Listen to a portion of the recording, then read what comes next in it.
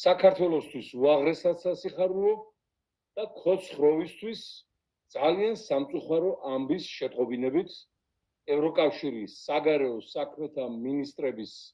მორიგმა შეკრებამ დღეს მიიღო გადაწყვეტილება, რომ ნოემბრიდან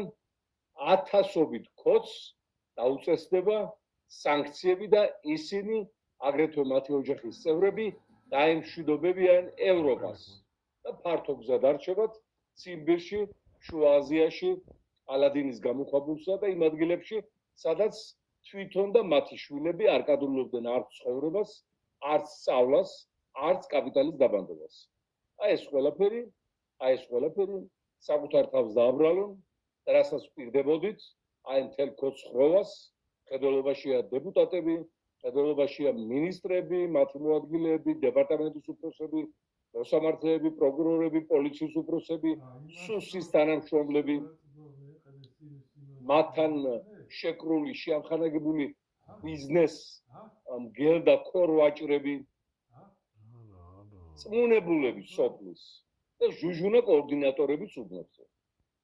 სია, ასე ვთქვათ, უსასრულოა და არა აქვს მას წერტილ დასასმელი ფორმატი. ამიტომ მე ყველას ძალიან ვთხოვთ, შიგნით და გარეთ, თქვენს თავში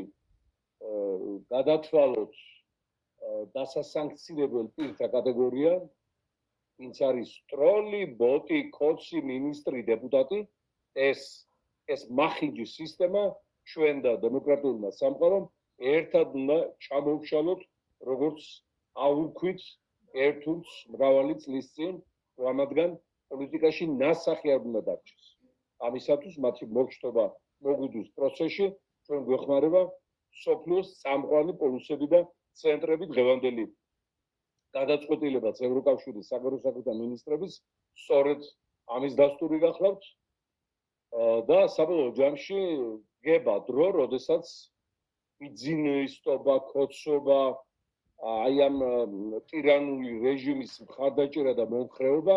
იქნება წამოსაძახებელი.